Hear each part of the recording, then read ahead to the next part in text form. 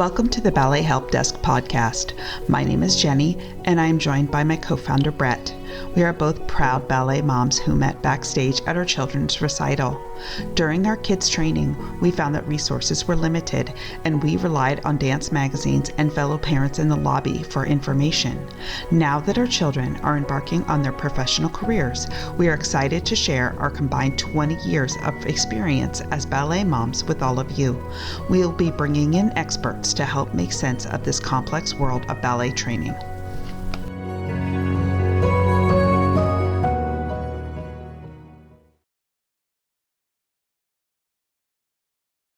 This week, we welcome Elizabeth Sullivan, a performance coach specializing in dancers. As parents, we sometimes forget to deal with the mental side of injuries, and we thought this would be the perfect way to end the series on cross-training and injury prevention. We covered a lot in this episode, so grab a cup of coffee and a notepad because this interview is packed with incredibly helpful information. Hi, Elizabeth. Thank you so much for joining us today. We really appreciate you taking time. Why don't you tell us a little bit about yourself and how you got started working with dancers? Sure. Thanks for having me. It's going to be a lot of fun. My name is Elizabeth Sullivan. I am a former professional ballet dancer who now works with pre-professional ballet dancers who are in training. So I started dance when I was 8, and I started training very seriously when I was around 13 and 14.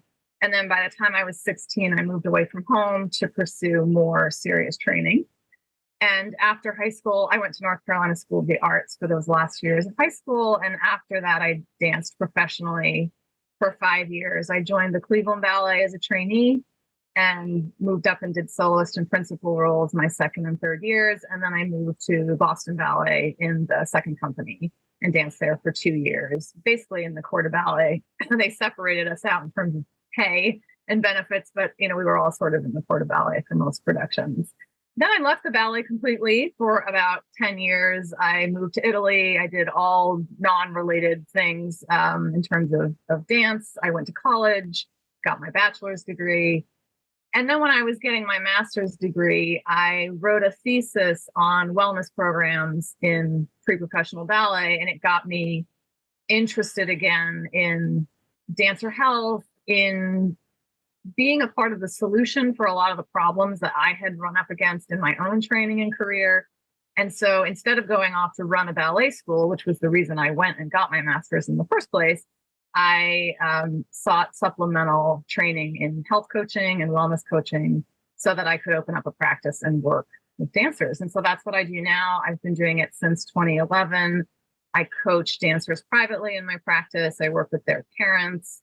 And then I also work with ballet schools and institutions, giving workshops to students and also doing some teacher training to try to bring more holistic, wellness-based concepts and ideas into that training space. That's really exciting. It sounds like it's a really necessary resource for so many schools. So we are doing a series on cross-training and injury prevention, and it's all been focused on the physical aspects of cross-training. Can you talk a little bit about how dancers need to cross-train with regard to their mindset?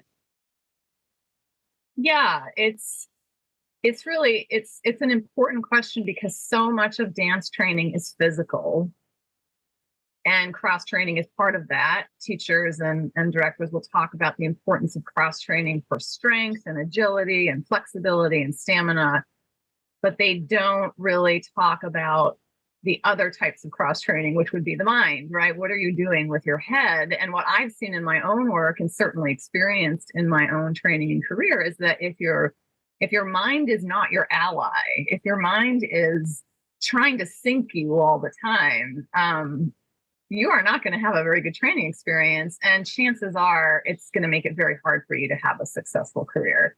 So most of my work, although I support all of the other, cross-training and nutrition, and I talk about all those things in my work.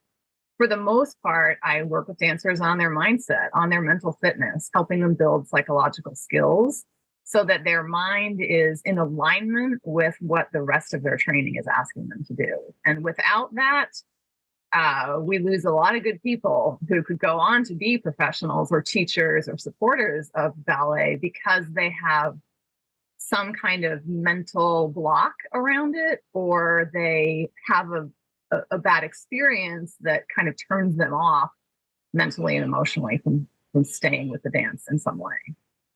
Now, are you finding that more schools are reaching out to you to want to build a wellness program and work on the mental side of ballet? Are you finding that there is a shift in ballet where more schools are moving towards that model of using your services or someone like you?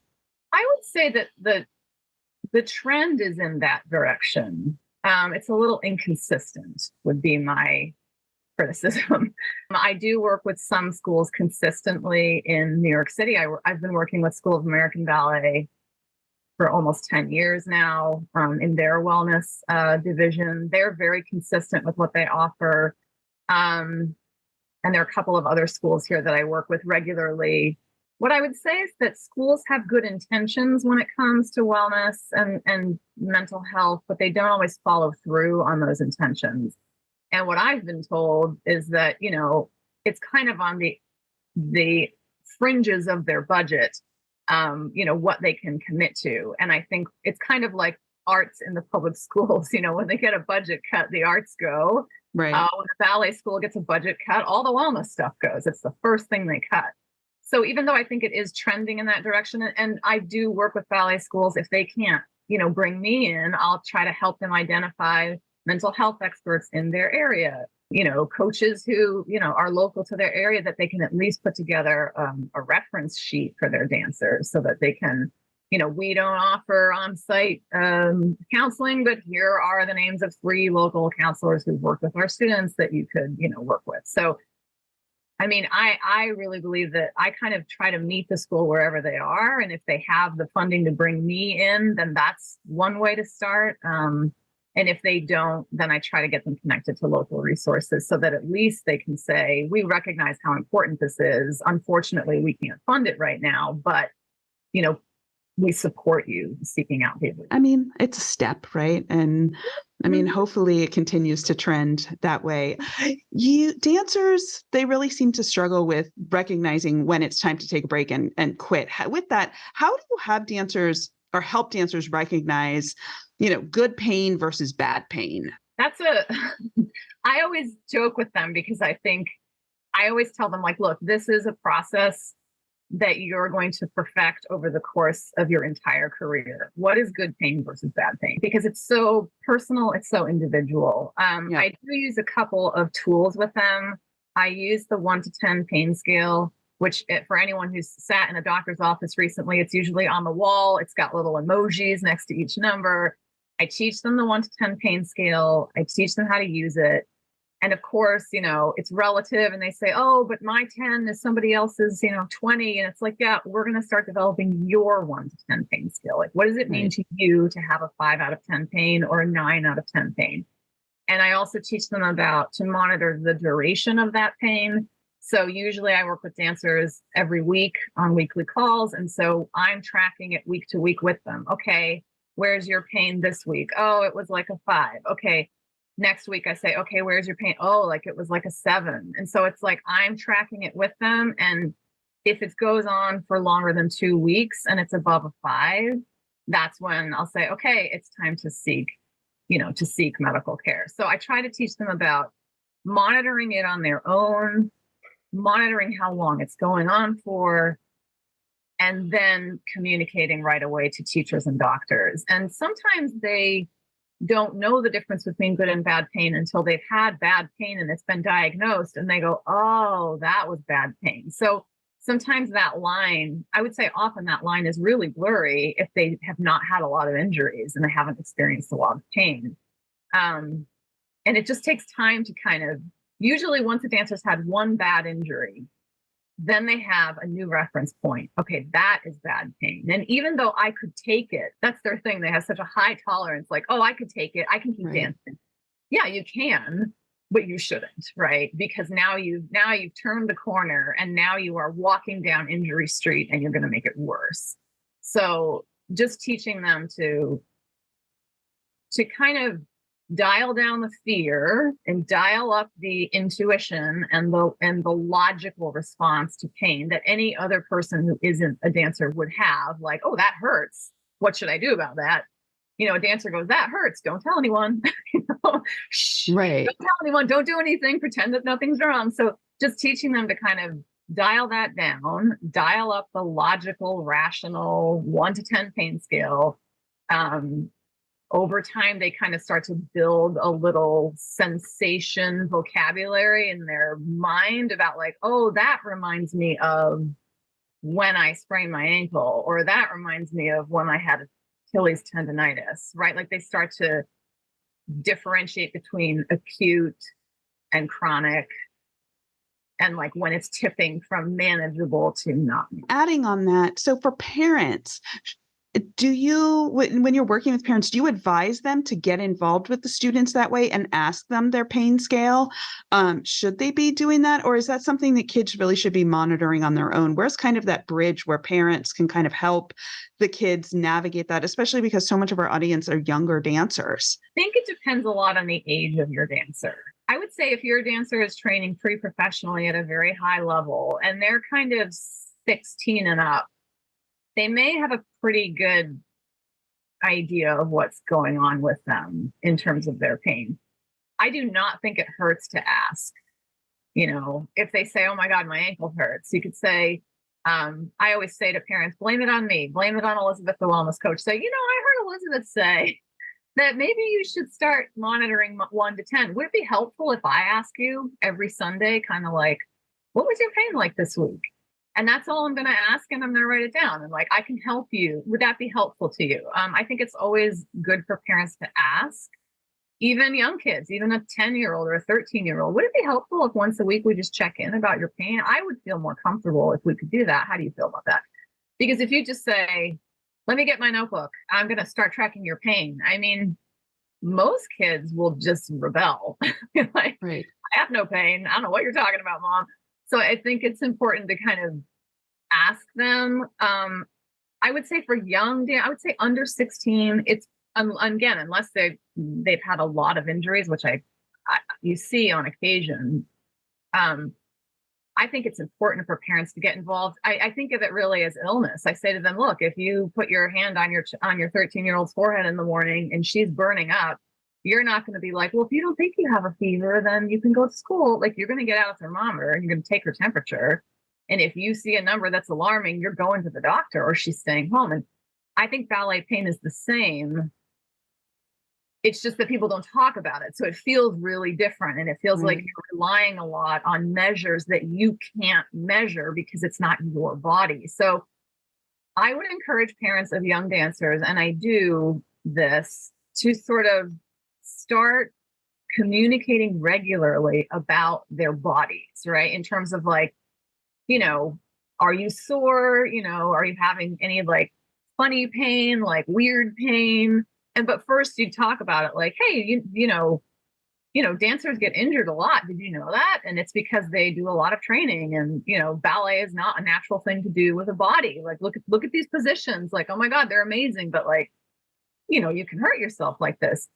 I want you to stay safe. I want you to train as long as you want, for as many years as you want. And if you decide you want to be a professional, I want to support that. So let's have an open dialogue about pain. And when it's too much for too long, we're going to take you to the doctor. Just like I would if you had a fever, just like I would if you woke up and you had, red spots all over your body. I wouldn't be like, well, if you feel okay, I guess you're okay, because they don't know. They usually don't know if they're young. It sounds like what you're saying is start that conversation before the kids have an injury. Is that, am I correct in that? Oh yeah. If your child trains at a high level, I would say if they're taking ballet 5 days a week, even if they're just taking one class a day, 5 days a week, you can injure yourself. It's like anything, right? Casual, just, hey, checking in now that you're doing this every day, it's getting kind of serious. Did you know that dancers are athletes? And, you can go online and find the kind of correlations here. But yeah, definitely. Because if you have that open communication before they get injured, then they will tell you when they have pain. They'll tell you when something hurts. And they might not want to tell their teacher, but they'll tell you, the parent. And my opinion is that until a dancer is a legal adult, 18 years old, I believe in parental involvement when it comes to the school. And I know a lot of schools do not agree with me, but I feel like, hey, you know what? As a school, you are legally in some really hot water if you are having one-on-one conversations about medical issues with a child who is not 18. That's just not a good idea. So even if their parents are far away and they're at a residential school, like, you get a parent on the phone when you have that kid in your office talking about their injuries and their issues because they're underage.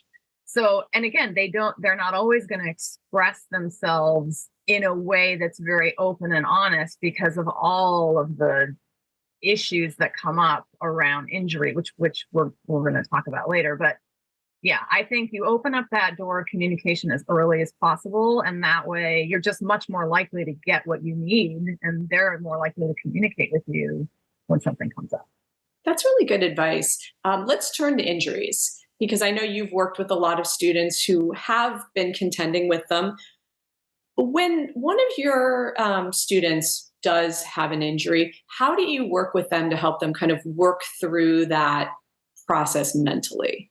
There are two things I try to work on simultaneously. If I know that they're injured, if they've been diagnosed, or it's pretty clear that based on pain levels that they are injured,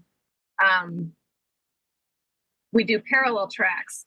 The one that we move on immediately is finding a doctor, getting a diagnosis, finding a physical therapist. And ideally, a physical therapist who has some pediatric training, someone who's worked with children who are injured. And I'll just say the quick reason for that is that what I found is that PTs who primarily work with professional dancers or professional athletes, their priority tends to be, this isn't 100% of the time, but their priority tends to be to get that dancer back as fast as possible, because that's what they're used to working with, people who are professionals, who need to get back on stage, who need to get back in the court or whatever. And so there tend to be sort of the kind of thinking about recovery is more geared to, let's get you back as soon as we can. When you work with a pediatric physical therapist, they've been trained on the development of the child's body, and they tend to be much more conservative with recovery timelines.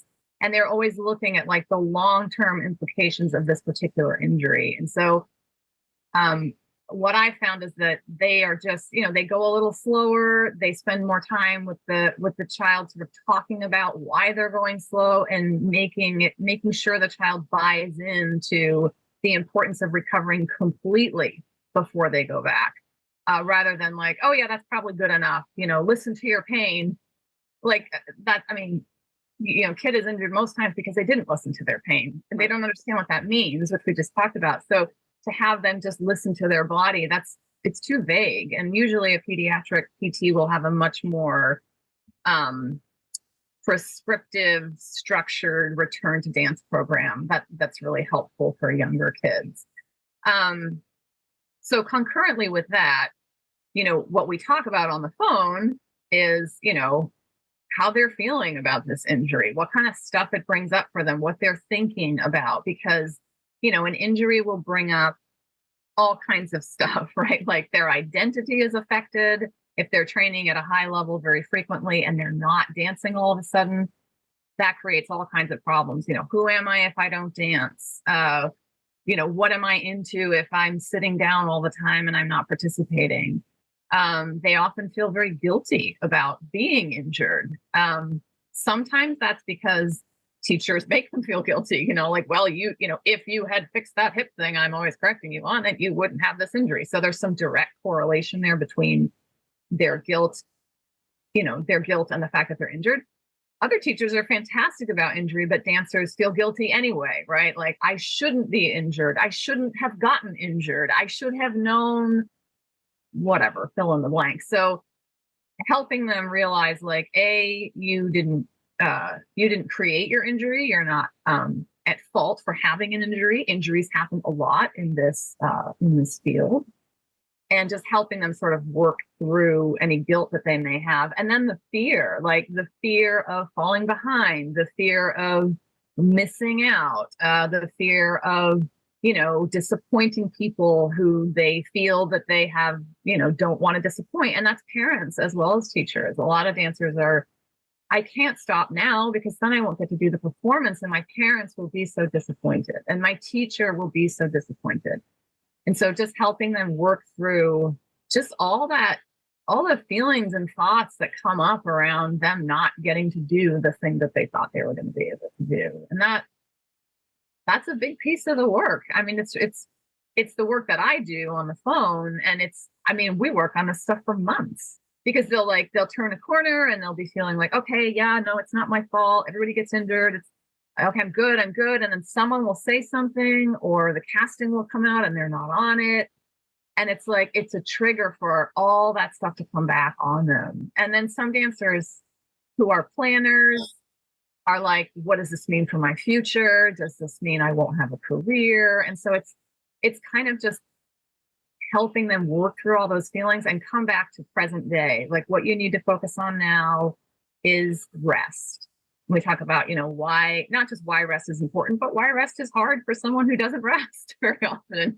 And what are they supposed to do while they're resting so that they feel like themselves? They feel engaged, they feel active, they feel excited about things, even though they're not dancing. So we talk a lot about that. And then we also work through compliance with the recovery plan. So if they have a recovery plan, which most dancers do, thank goodness, how do they stick with that and not try to run through that really fast and, put themselves at risk for re-injury. On that note, what are some of the mistakes that you've seen dancers make when they're trying to come back from injuries? They come back too fast. That's the number one mistake. They come back too fast. I've had dancers who the doctors, this is not anything against the doctors, but the doctors are doctors. They're going to say, well, your bone is healed, so you're clear for activity. And they go, oh my God, I'm clear for, and they go back and they do an entire class on day one. And these are dancers who, if they had a bone injury, they're probably out for at least a month, some of them longer, 2 months. And they'll go back in on day one and do a whole class. And they're like, I feel amazing. Da, da, da. And then they wake up the next day and they're like, oh my God, this hurts and that hurts. And I think I pulled my back and my foot feels weird. And they're so excited, but they have no program for how to ramp up slowly. So that's where the PT comes in. The doctor will give the all clear. And what you want is for the doctor to say, go see the PT and get a ramping up plan. So coming back too fast is the number one problem. I've also had dancers in that same line of things say, yeah, well, the PT said I can only do this, but I'm going to do this instead. And so we talk a lot about like, why are you not listening to the person with the degree who knows what she's, you know what I mean? Like, I think it's fueled by excitement. It's also fueled by ignorance. If they've never come back from an injury before, they feel like, oh, I'm all done. The bone is healed. I'm good to go. Dancers who have had multiple injuries, it's usually the second time they get injured that they come back correctly because they know that if they come back too fast, they're just inviting future disaster. So I would say that's the first thing, is that they come back too quickly. The second thing is that they come back without a support system around them, because going slowly is very annoying. It's annoying, it's frustrating, and they want to be shot out of a cannon. They want to be like going 100% right away, and to know that they have to go at kind of 40%. And then after a week, maybe 50%. And then after 2 weeks, maybe add another 10%. That requires a lot of support. And so I think oftentimes they get the all clear and they ditch the doctor and they run in and they don't have support around them. So I would consider support would be a PT, would be really the teachers need to be on board. I think a lot of over enthusiasm and fast moving back in is in part because the teachers don't step in and say, hang on a second, you just came back after 2 months. Like, you shouldn't be doing that, right? They're just like, oh, well, okay. Like, they just kind of let the dancer do their thing. That's not all teachers, but I think students who are recovering from injury could benefit tremendously from having a teaching staff that's better educated about how their dancers should come back from injury. And I don't mean they have to go and get a degree in sports medicine, but I think, a 1 hour seminar, a 2 hour seminar on this is how young dancers should be coming back from injury, generally speaking. And if it's a very bad injury, I mean, I've worked with dancers who've had spinal fractures, who've had broken hips. I mean, we're talking serious injuries, right? They've come back from, hip surgery because they've had a tear in their labrum. I mean, these are serious things. You don't just go, well, if she feels good, I guess she's, you say, I want to talk to the doctor as a teacher. I want to see a PT report. You show me what your plan is, and I will get behind that plan. And I think institutions, I'm going a little off track here, but I think institutions need to, have some kind of teacher training and have some kind of protocol that says we want to see the doctor's clearance. We want to see what the PT plan is. And they're going to show it to the teacher. And they're going to say, if this kid starts jumping before this date, you tell her to sit down. Like, that's not okay. Right. So something where the support, the burden of recovery is not placed entirely on the teenage dancer, who of course wants to do everything and feels great, right? They feel really good because their injury is now healed.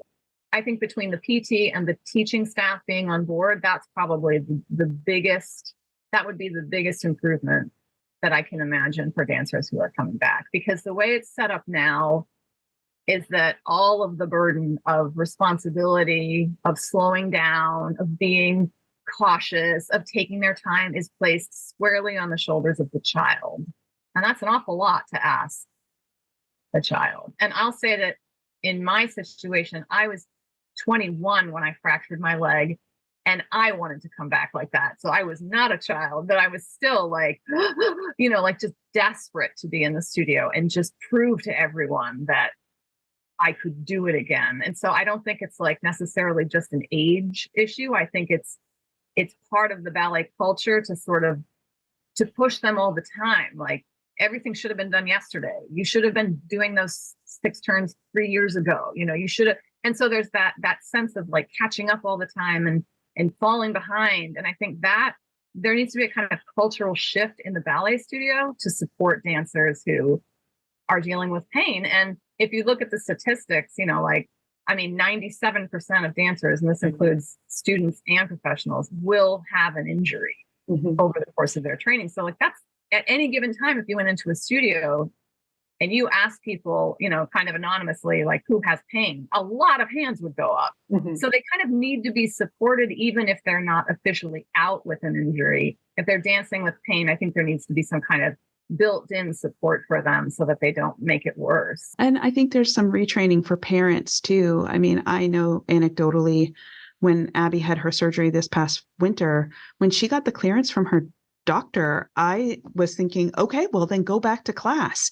I didn't realize there had to be this whole ramp up. And because like the school took care of her PT in-house, I was kind of left out. And I think I made it worse a little bit because I kept saying to her, well, why aren't you back? The doctor said you could be back. And so for myself, it was some retraining. So what are some maybe tips that parents could kind of take with them to really learn how to support their dancer in a really positive way through an injury to help be an extra support for their student rather than another person pulling them in another direction? I think the communication with the doctor and the PT and the school is really important. And again, there are schools that do not encourage this. They really push the parents out the door. For one-on-one situations, I talk to parents about this and we kind of come up with a plan on how to communicate with the school. But I would say, being at the PT appointment, you don't have to go to every PT appointment, but the one after the clearance, when the PT is going to come up with a plan, to be at that appointment if you can. And if you're a long distance parent, if you've got a kid in Ohio and you live in California, get in there on a Zoom call, right? Like, just have your kid put you in on a Zoom, and you can listen too, and know what the plan is, and then help the dancer communicate that plan to the teacher or the school. Now, I recognize this is kind of the ideal scenario, and I recognize there are schools that will not even pick up the phone and they won't even talk to you. And I think that those things need to be kind of finagled on kind of an individual basis. But I think ideally you say to a school, like, my kid is not coming back here to train unless you can get on the phone with me and we talk about what the recovery plan is. because I know that this is the most delicate time in the entire injury timeline, is the recovery once they're back in the studio. This is the most delicate time for this child. And I need to know that we're all on the same page. And it's my hope. I've had parents do this, and they've, most of them have been pretty successful. You kind of have to be a little pushy about it, but it's always about, what's best for the dancer. And also this kind of, I'm teaching them, the PT and I are teaching my child how to recover successfully from an injury, which is going to serve him for his entire career, right? So you kind of have to frame it in a way that the old school traditional ballet studio, if that's what you've got, can kind of be like, oh, that makes sense, right? So sometimes you have to kind of spell it out, but I am a strong believer in reframing so that you can get people on board. So I would say that's probably the first thing, is to not to step back at that stage and say, okay, you're done, but to kind of make sure that all of the means for success are all set up, and that you're involved to the extent that, you kind of need to be. And again, like if you related this, if you did a parallel with a health issue,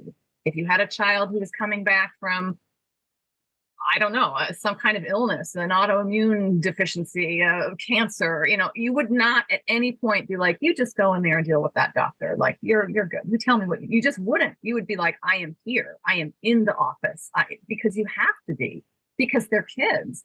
And I think, I mean, I'm sure you've had this experience. I still have it when I go to the doctor's office. If I don't have a list of questions on a piece of paper that I hold up when I walk in and go, let's make sure we talk about these, I can be in and out and have none of my questions answered and really have no idea what I'm doing, because there's that sense of, I don't know, that insecurity, that kind of white coat syndrome, So I think it's really, and I've talked to dancers who've gone in without a parent, and then well, what did they say? What about this? What about that? I don't know.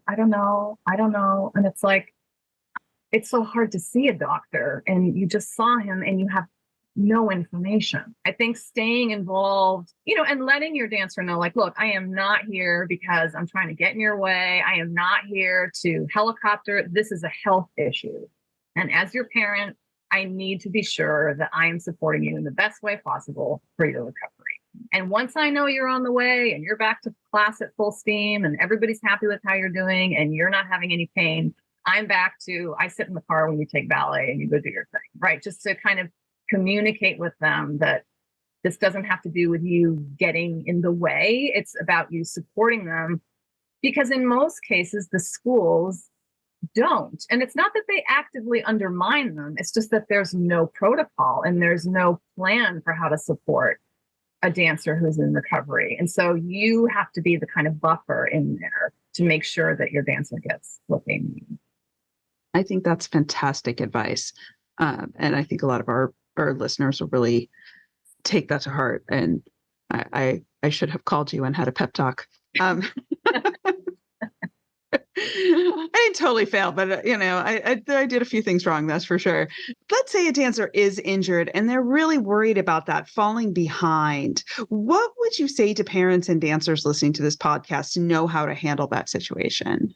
Again, I think the first thing is to, put their injury in and their fears into some kind of context, right? The context is that, anybody training at a high level, doing repetitive movements is, it's very likely that they're going to experience an injury at some point. So it's nothing you did. It's nothing you didn't do. It's not your fault. But we have to go see a doctor, and you may have to stop for a while. So kind of like just helping them put it into perspective, because sometimes they feel, like I mentioned, they feel guilty. They feel like they've done something wrong. And that really can hold them back, and it can keep them from communicating honestly about what's happening in their body. So that would be the first thing. And the other thing I would say is just, again, not putting the burden of communicating any of this to the school or the teacher on the child, sort of being part of that process of communication, just so that they feel supported. It's so hard for a teenage dancer to recognize that this one performance or this one set of exams is so meaningless in the course of your life, right? Mm-hmm. I've tried that. It doesn't work. They just don't. they just don't have that perspective. A 50-year-old has that perspective, a 40-year-old has that perspective. So I think what I try to focus on with them is, there are some things that are out of your control. There are things that are in your control. Right now, when you're injured, the fact that you can't dance, the fact that you can't be in this performance, these are things that are just now they have moved outside of your control because of your injury. So can we turn your focus to things that you control? What is it that you can focus on that gives you a sense of purpose, that gives you a sense of well-being, that still feels exciting? So that's one tactic that I try. And so often when dancers are injured, they'll say things like, I can't go to the show. I don't want to see my friends in the show. It's like, no problem. Because their parents will go, you can't not go to the show. What are people going to think? You just say, when they say that initially, no problem. We don't need to go to the show. What would you like to do instead? And then as they get closer and closer and they're sort of dealing better with what's happening, they'll often say, on the phone, I've heard dancers say, you know what, I decided to go to the show. And I'm really glad I did because whatever, I want to be a support for my friends. But I think initially when they're dealing with that emotional turmoil of like, I'm out, I'm behind, everyone else is doing stuff. My favorite one is I'm getting worse while my friends are getting better. And it's like, well, I don't think we've gone backwards. I think we've just stopped. Right? We're sort of just stopped in a place, and that's okay. You can be static for a while, but I mean, it's not true that you're going to get worse. So kind of helping them, focus on the things that they can control, which usually in this case is, active rest, which is the hardest thing. I think once dancers are in PT and they're allowed to do like something non-weight bearing activity, if it's a leg or a hip or something, Pilates or a gyrotonics or swim, then things start to move. They get a bit of momentum if they can be active. If they're sitting down, if they've had surgery, if they can't move for a period of time, that's especially challenging for them. So I think, finding things that they can get excited about. If they're in school, like, okay, this is a great time to catch up on schoolwork. This is a good time to, watch all those movies you never get to watch because you're always at ballet rehearsal, take family trips to the extent, anything, right? You can take her to the mall, you take them to the movies, like just doing things that they can, get excited about and be invested in. I also, I talk to dancers a lot about how everybody is on a different path and a different timeline for their success. You're injured now, but you will come back. And if you come back intelligently and you come back, doing all the right things, you'll come back stronger than you were before you were injured. That is true of almost everybody I've ever talked to who's been injured. They always say, in retrospect, the injury was the best thing that ever happened to me because I came back stronger mentally and physically. And that happens when they recover. They give themselves the right amount of time to recover. So to say to them, I know you can't see this now, but like, if you recover slow and steady and you do it the right way, you will come back stronger. And that's going to help you. And then at that point, you'll be moving forward and maybe someone else is going to get injured or someone else is going to, I don't know, not get the part that they wanted. Like, it's not a kind of zero-sum game. And I know that it seems that way from their perspective because there's like, well, there's only one sugar plum, mom, and I didn't get it. But it's like, yeah, but this is middle school or it's high school or, you know what I mean? Like, and I mean, I did sugar plum in Cleveland, but I didn't do it in Boston. But of course I didn't do it in Boston. I was I was at the bottom of the totem pole, right? So it's kind of like, it's hard for them to see that context and that perspective. And I think that's where the adults can help. It's like, you were moving really quickly until you got this injury. And now you've stopped and your friends it may look like they're really going to surpass you, but when you're back, you'll be moving forward again. And like, everyone's going to hit their stride at different points in time. It's, well known that, boys in ballet hit their stride later than girls in ballet because of the way their bodies develop and when they go through puberty and when they actually are able to put on more muscle and strength. And the boys despair of this. I work with, 13 and 14-year-old boys, and they're just absolutely despairing about how far behind they are from a 14-year-old girl. And it's like, it doesn't matter. When you're 20, you're going to be right next to her, right? So don't worry about it. So it's just reassuring them that everyone's going to get where they need to go. And it's just not always going to be at the exact same pace. And I mean, I always found it interesting when I was training, my parents didn't know anything about ballet or the ballet world or dance, but they always brought in parallels from other fields. My mother's a visual artist, my father's an academic.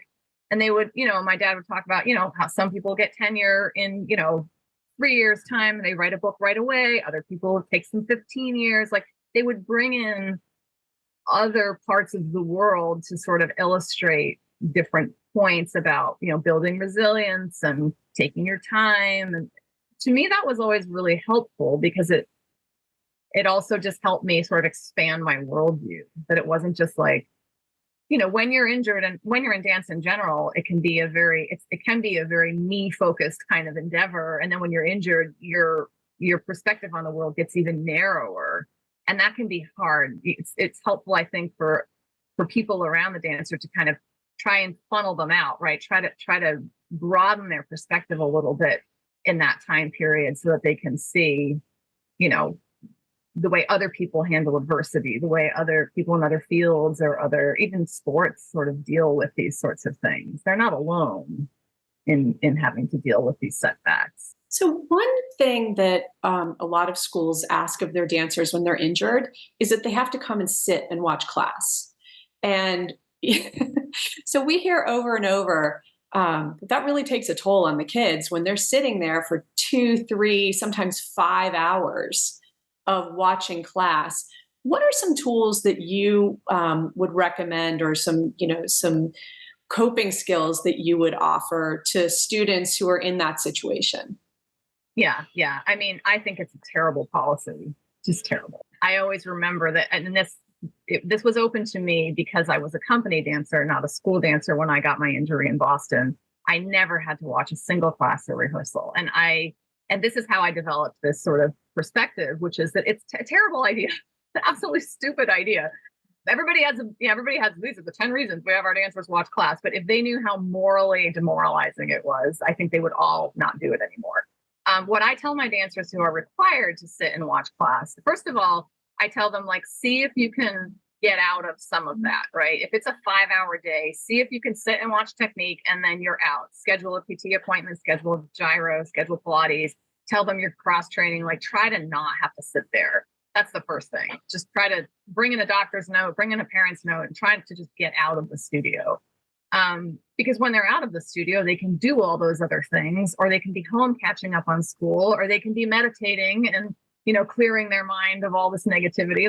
There's so many better ways to spend their time. See if you can push against that rule a little bit and bend it a little bit and you can be honest, this is not good for my mental health. I am beginning to despair.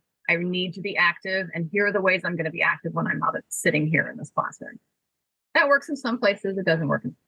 But for dancers who are sitting, I teach all of my dancers how to do what's called mental rehearsal or intense multisensorial visualization, which is basically they can take class in their mind while they're sitting. This is going to sound very strange on a podcast, but intense visualization is a tool that's used a lot in sports psychology.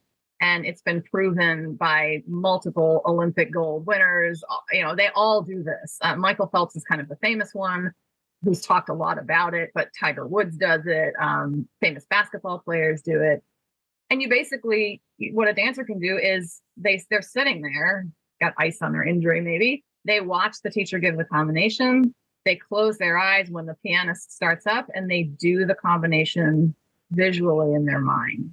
And what this does from neurological studies is it fires the same parts of the brain that would light up if they were standing up doing the exercise. The brain responds in the same way to a visualization as it does to a physical endeavor. And so it keeps them intellectually engaged. It keeps them kind of emotionally engaged because they feel like they're dancing on some level. And what's interesting about that tool is that dancers will say to me, I can't do class mentally anymore. It's so exhausting. I'm like, well, then you should keep it up, right? It's something to do that keeps your brain and your body engaged in the dance that you can't physically do. That's the main thing I have people do. The other thing is if they're allowed to have a notebook and to write during class, teachers will say, you should write down all the corrections. And yeah, sure, you can do that. But it makes more sense in my mind for them to work on other projects while they're sitting there writing. And they can be writing, we'll do, I don't know, we do all kinds of exercises together when I'm coaching about, what are you focused on? What are you thinking about for your future? Where's your mind today? Like, they can be working on those sorts of things while they're sitting there instead of just sitting and staring at everybody, because that's a real trigger for people experiencing all kinds of self-doubt too. I mean, they're bored, but they're also, out of the boredom comes, oh my God, what about, I'm not improving, they're improving. To me, it's like a petri dish for all of the worst possible kind of thoughts and feelings. Is let's plop this kid down in front of a studio of people dancing and make them sit there for 5 hours. Based on your experience, what do you think schools should do to improve the process by which dancers come back from an injury? So generally speaking, I think it would be great for them to train their staff, their teaching staff. And all injuries are different, but I think to train them generally, like, this is what's going through the mind of a dancer who's coming back from injury. And they know this because they were dancers and most of them have been injured, but just kind of like remind them. So some kind of training that kind of, reminds them of the sort of the psychology of a young dancer coming back from an injury, and training them to respond appropriately to that psychology, so that they're not pushing that dancer, they're not guilting them into not doing things, and that teacher feels empowered to go to the parent and say, what's the recovery plan? Right? I think that the school should be opening up lines of communication so that if the parent doesn't come to the teacher, that the teacher can go to the parent, or can say to the student, hey, can you have your mom call me, or have your mom email me? I just want to know what your recovery plan is before you're in this class. Some kind of support structure for the staff so that they know what to do. I've talked to schools where the teachers are like, but that dancer's sitting down again and I don't know why. And she doesn't have a doctor's note, and I don't want to make her dance, but I also don't know why she's sitting out. And they come up with their own reasons, right? So, oh, that kid's always sitting down. That kid doesn't want to take class anymore. Like, they come up with their own reasons if they're not given a clear indication of what's happening. So I would say some kind of teacher training. I would say opening up lines of communication with parents of injured dancers. As soon as a dancer is injured, especially if it happens on your premises, that you immediately reach out to that family and you say, we know your dancer sat down today, we're just checking in. I mean, this is a 5 to 10 minute phone call or a 2-minute email. Just checking in to see how your dancer's doing. Is this something that you're gonna take them to the doctor? You're gonna monitor for a few days? Like, just letting them know that as a school that something has happened sets up a model for how you're going to communicate moving forward about the dancer. Not necessarily as a small studio with no money for a sports medicine doctor, you can still have a relationship with a local sports medicine or local orthopedist in your tiny town of wherever. You can have, a relationship with that person and a local PT, and just be saying, like, it's to the parents, have you met this PT? Are you working with this person? Would you mind keeping us informed so that we know how much your dancer should be doing? It's really just connecting parents with resources. And then in an ideal world, if there's a team, so the team would be, the parents, the doctor, the PT, and the school. That would really be the team, that everybody would be in the loop. And that there's some stuff in there about HIPAA and privacy and, how much the parent would want the school to know. And so I recognize all of that. But I think in an ideal situation, you can certainly, as a parent, control how much they know. But I think some form of communication is just going to be really important for the recovery. Something that they had at Boston Ballet in the company, which I have never seen since, but which I think really is, again, the ideal model for supporting injured dancers, is they had an injured dancer technique class 5 days a week. So all of the injured company dancers who were coming back, or anyone who that day just felt like, I just can't, they would go down to the injured dancer class, and you could basically the PTs who were working with all of us would come into that class and they would observe. So I had someone watching me for my alignment with my shin, and I had fractured my shin. And so she was in there like, turn that turnout's too turned out, turn it in, like put it where it belongs. Like there was someone in there sort of reminding me during the fragile early stages of my recovery, like what it was going to take for me to build back stronger. So I've never seen that anywhere else. But I think even saying, okay, we don't have PTs, they're not coming into the studio, what are you, crazy? Which is what most people say, just to say, why isn't there another option for dancers who are injured? Some schools will say, hey, don't come to the advanced class, go to level 2 or go to level 3, go work with the little kids for a couple of weeks. And I think that's a great option. And I've had my dancers who are 16, 17 going, that's so embarrassing, until we talk and I say, this is this is the best thing your school has suggested, because now there's no pressure.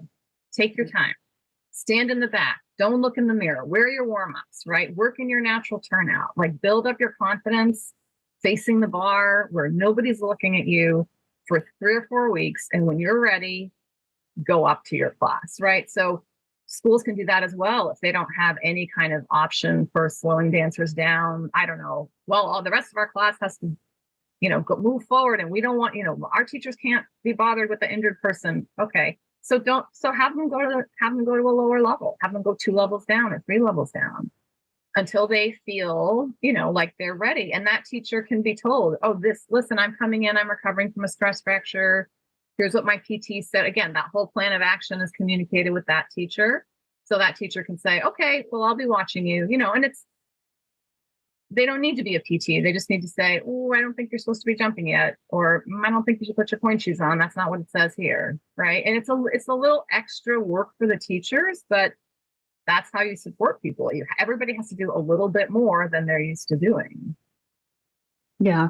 Well, and you're speaking a lot to like the physical support that teachers can give the students on building that ramp up slowly. What is some of the emotional support that maybe ideally, schools should think about adopting, or that you would like to see in schools? I think the main thing would be to have the teachers just being aware that it's an emotionally a fragile time for the dancers coming back. And so, being supportive of where they are and not pushing them too hard. Every ballet studio, every class is very influenced by the personality of the person at the front of the room.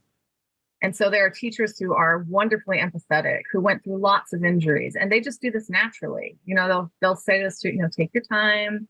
You're not here to impress me. Stand wherever you want. I'm not going to correct you. They'll say it. I'm not going to correct you, but it's not because I don't care. It's because I'm letting you take your time.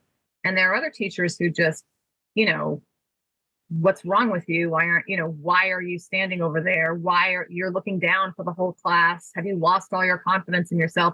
So, and it's hard to say like, oh, we could develop teacher training that help those teachers figure out how to, because the class is really run in most schools completely based on the person at the front of the room. And there isn't always a school philosophy that brings the outliers into alignment with best practices. Often the schools are just like, well, that's how he is. That's who that teacher is. And it's your choice to study with him or not. And so, I guess the best I can say is that as part of a kind of teacher training on how to work with injured dancers coming back, there would be some kind of psychological component where they could just be reminded that like students flourish and learn and recover better in an environment where they feel supported and cared about and not put under undue pressure. And you can do that by doing these types of things. Try not to do these other types of things, right? And communicate with the injured dancer, because they're so sensitive. Like, I'm not correcting you because I don't think you're worth it. I'm just giving you some space. Like, I've had teachers where I've said to them, just keep reminding him that you're giving him space to recover. And that's all they do. And that really works for the dancer. Oh, I was feeling like that teacher never corrects me, but he just keeps saying like, hey, Zach, just giving you space. Like, you tell me when you're ready. You tell me when you're ready for correction.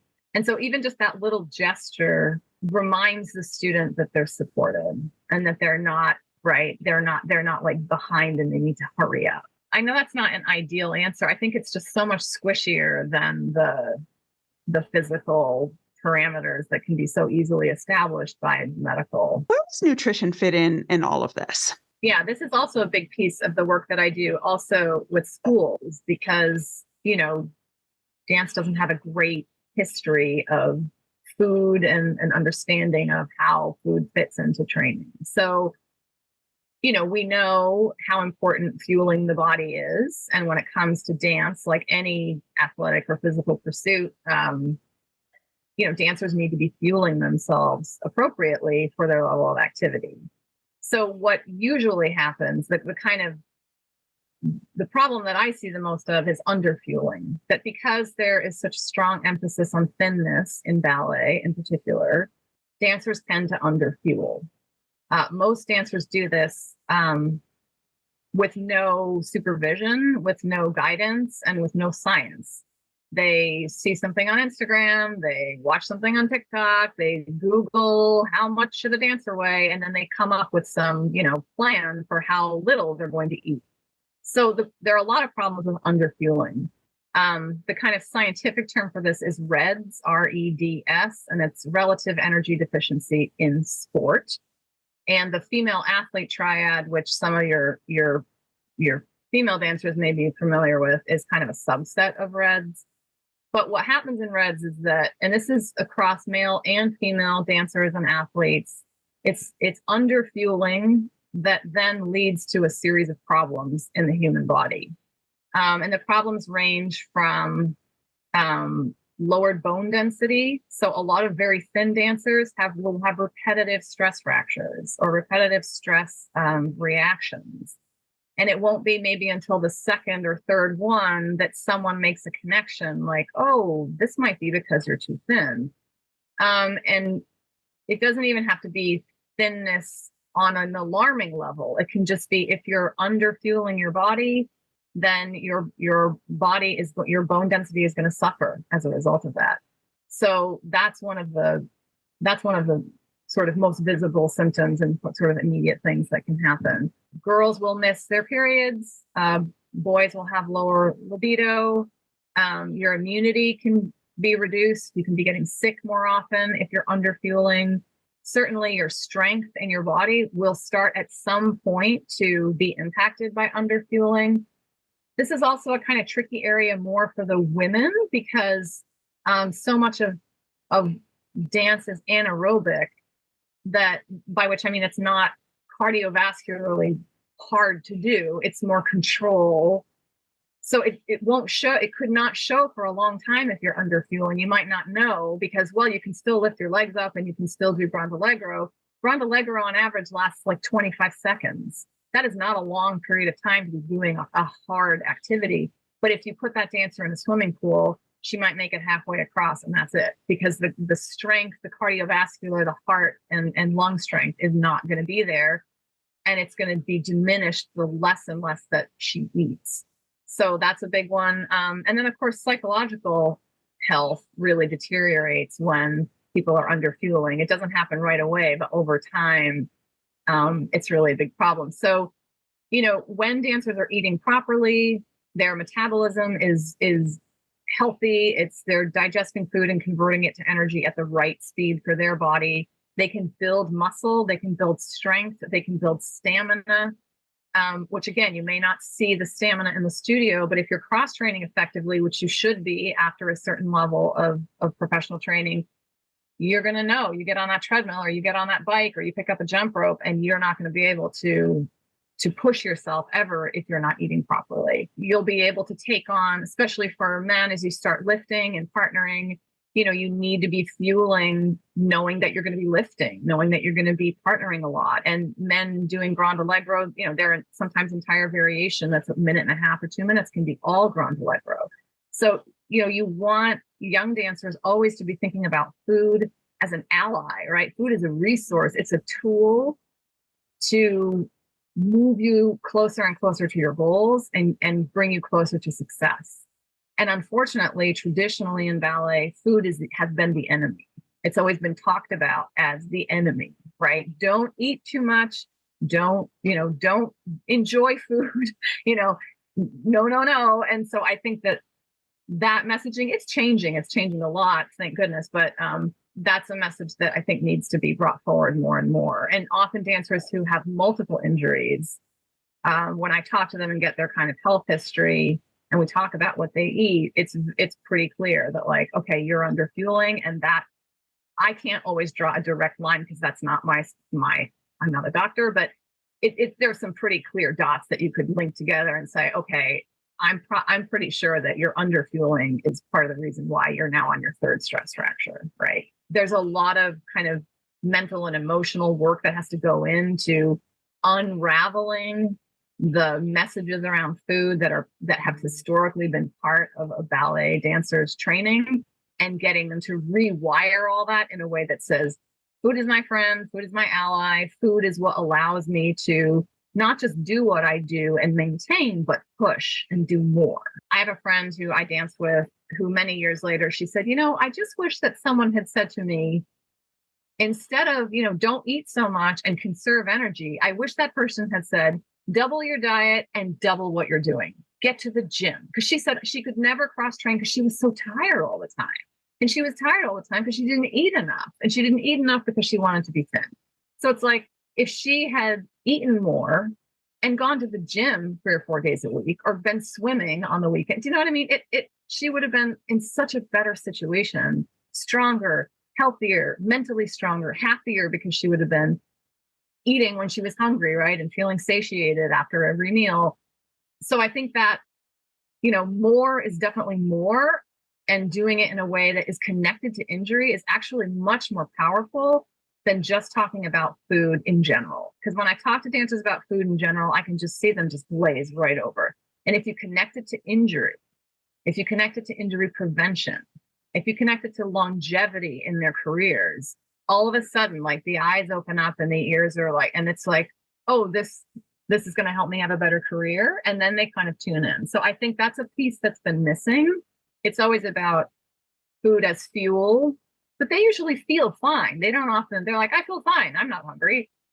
But they just don't know how much more they could do. They don't know how much more they could push and in ways that would benefit them if only they had the right amount of food in their system. So I think it's a really strong connection. And I think it's a really powerful motivator for dancers eating better, to know that this will help them not be injured. What are some strategies for parents to help their dancers understand that taking a break or having days off can actually be beneficial? I think that the biggest thing is just to remind them that when the body is at rest, it's actually also in recovery. So every day that they dance, every day that they do grand battement, grand allegro, and that they lift and turn, they are putting stress on their bodies, and that stress becomes cumulative over time.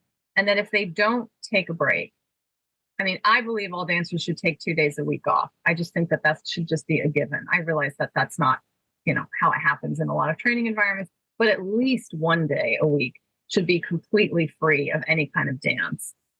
So just reminding them that, like, this is when your body heals. All of the micro tears that your muscles go through when you're training, this is when it heals. It heals at night when you sleep, which is why they should be getting oodles more sleep than most teenagers are getting. That again is the only way I ever get anybody to sleep more, is to say, you're not going to recover. You're going to wake up and you're going to feel terrible in your body because you've slept 6 hours and you really need 10. So, and when dancers start sleeping more, they're like, oh, I do feel a lot better. Mm-hmm. And, not coincidentally, the dancers that I work with who have had none or very few injuries are also the dancers who eat really well and treat their sleep like it's a religion. Those two things together, and myself, and I'm in that picture as well. Like, I had one injury in all the years I danced, from 8 to 23. That's amazing. It was when I was at my lowest weight. And I was dancing all the time. But my sleep was like my religion. And so I'm a strong proponent of that. So I think taking time off is like sleeping. It's like the body needs time to recover. And I think just mentally, most dancers will say, like, I'm kind of, I'm tired. I'm mentally tired, right? I'm sick of thinking about my corrections. I don't want to be in a studio. Like, at some point, they'll experience that. And that's kind of the initial signs of potential burnout. And so to say to your dancer, and this is hard coming from parents, and I understand that it's not easy, but to say to them, I don't want you to burn out. Overtraining is a reason why dancers get injured, but it's also a reason why dancers burn out and they don't want to do it anymore and they're sick of it. And so if you take some time off every week, and you give your body a chance to recharge and you give your brain a chance to think about something else, right? Don't think about ballet. When you leave on Saturday after your rehearsals, leave all your cares about ballet, all your corrections, everything, leave it in the studio. Get into the car, get onto the metro or whatever, and clean slate, like no ballet for 24 hours or 36 hours or whatever. That allows them to just, tap into other aspects of who they are. And one of the instigators of burnout is just that dancers have nothing else going on. Everything about who they are is wrapped up in who they are in the studio, and that's not healthy. It's one thing if you're 21 and you're a professional, this is how you earn your living. But if you're 13 or you're 15 or you're 17, like, even if you're planning on a career, like, in the best case scenario, you retire when you're 40. And that's a really young age to be out in the world with no other sense of who you are. So I think time off is important for them to tap into other aspects of who they are, right? Are they brothers, sisters, cousins? Do they have friends at school they want to see? Have they gone out to a movie in a theater? Do they eat popcorn? Do they go get an ice cream? Like, I just think these things are so important so that, if they get injured or if they decide this isn't what they want, or if they experience a disappointment, they didn't get the apprenticeship or they didn't get invited to stay for the year, it's not 100% of how they identify, so that there's some part of them that can be like, okay, that happened, but, look, you're doing really well in school and maybe you'll do a college dance program, or, there's something they can fall back on. They can talk to their non-dance friends about things that don't have to do with their feet, like Right. things that don't have to do with their bodies, right? Like all the kids I work with and all the people I dance with were interesting, fascinating, fully developed people on the way to doing great things in many areas of their lives. And I think dancing 7 days a week occupies too much space. It occupies too much physical space and it occupies too much mental space. And again, if it's not your job and you're not earning a living doing it, I just don't think that's necessary. And you may have periods of time when you have to do that. You're in a performance season, you get to do Nutcracker, great opportunity for a student to be, in a company production of a Nutcracker, or I don't know, it's audition season and the auditions are on Saturdays and Sundays. So you're going to do your normal school Monday to Friday, and then you're going to go, yeah, okay, like short sprints of time when you have to kind of push the envelope and do it every day. But I think encouraging your dancer to develop other aspects of their lives, other aspects of their personality, give their brain a break so that they don't burn out before they've really had a chance to build what it is that they want for themselves, I think is really important. And I mean, I like to draw parallels with the sports world because I don't know that much about it, but I know about it through the sports psychology things I've read. Like, they require time off. They demand time off. It's like, you will not go out and run this weekend because you have an event coming up, or, like, they're just like, absolutely not. And because their schedules are built on science. Ballet schedules are not built on science. And they're often built on anxiety and fear. We won't be ready. Your variation won't be ready. The production's not ready. Everybody get in here. We're going to tech it till midnight. And it's like, that's a whole other problem. But, for you as a parent with a child at home that's training, you control more parameters, and you can sort of say, like, as a family, we're not doing ballet on Saturdays or Sundays or whatever. We're going to be together as a family. We're going to do other things. It's important for us that you rest all aspects of who you are from dance. That is fantastic advice. And, I think a lot of dancers are afraid that if they ever take time off, or if there's ever a day they're not dancing, that they're going to fall behind. And so, it's nice to hear a perspective where someone is saying, well, not only will you not fall behind, it'll actually help you in the long run because you're fueling your body and you're getting enough sleep and you're getting everything you need mentally in order to then go forward when you get back into the studio. So thank you very much. We really appreciate your time. Is there anything you were expecting us to ask you that we didn't? I think so. I really, I think what you're doing is really important because you're going in through a new avenue, right? You're going in through the parents. One thing that I talk to my parents a lot about when I set up my coaching practice, which I think is relevant here, is I ask them, what kinds of things would you have wanted when I was training? Like, what were you missing? Mm-hmm. And they always said, like, we were really cut out of the process. Once you were a certain age, like, nobody talked to us anymore. And you were underage and you were a child and we were still your parents. And we felt like we knew you better than any school knew you. And yet we didn't have any kind of role in your training and in your education. So I think it's really important. What I would say is like kind of a new model that I certainly believe in and that I move forward in my own work, but that I think you're also doing, which I think is really important, is bringing the parents in and encouraging them to be part of the education. It's an educational process, right? It's an education. The same thing you would do with their high school education and academically. It's not like you just step back and go, whatever, like to some degree you're involved, right? And so I think making a space for parents where they feel and they have the information that they need to better support their dancers, where they feel supported in approaching a school in a way that's, that they feel like, I feel comfortable doing this. I feel like I have a right to ask these questions. I think that that's really important. And I actually think that a lot of negative experiences, including injuries, could be prevented if there was just a bit more communication between the educators and the parents of the children who are studying. So I really appreciate very much what you're up to right now. Well, thank you. And we hope we can make just a little bit of difference, because when our kids were coming up, there wasn't a roadmap. There was nothing. And so we're really hoping we can give back to some of those parents who have younger kids now. Anyway, we really appreciate your time and thank you so much. If you liked what you heard on this episode, please take a moment to help us spread the word. Leave us a review on your preferred podcast platform, tell a friend, and share on your social media.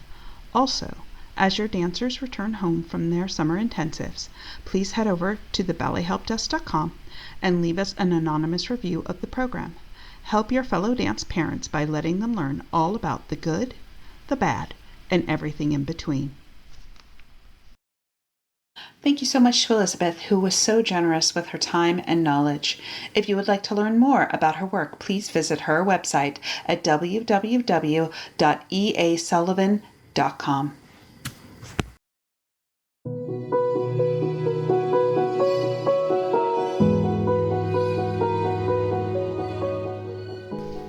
To stay in the loop on all of our latest content, subscribe to our newsletter at ballethelpdesk.com and follow us on Facebook and YouTube. Until next time, have a great day.